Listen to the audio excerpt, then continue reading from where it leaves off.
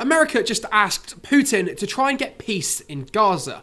Everyone needs to know about this. Specifically today, the US President Trump has invited the Russian President Putin to something called, quote, the Gaza Board of Peace. Now this peace deal, you need to know, is part of the Gaza ceasefire deal, and it's to do with creating a government to rule over Gaza to maintain peace. But you need to know the US is serious about asking for Russia's help. I mean, they need their help. Today they asked the French President Macron to join the board as well, and he said no, and in response, the US threatened 200% tariffs onto wine imports. But Russia is taking this invitation seriously, and it seems they might rule over Gaza. They said they're, quote, currently studying all the details of the offer. As well as that, they said, quote, we hope to be in touch with the US in order to clarify all of this offer's aspects. Now, something worth knowing, it's not just Russia who's been asked to join this Gaza plan for peace. Quite a lot of other countries have been asked to join, but according to reports, the US President Trump is asking countries to donate $1 billion towards this Gaza peace plan to rebuild Gaza. Obviously, Israel is refusing to pay for Gaza to be rebuilt, and somebody needs to fund that, and it seems the US is now trying to collect money to do that. But I will say, this Gaza Board of Peace does seem like it has the potential to not be very peaceful. The reason I say that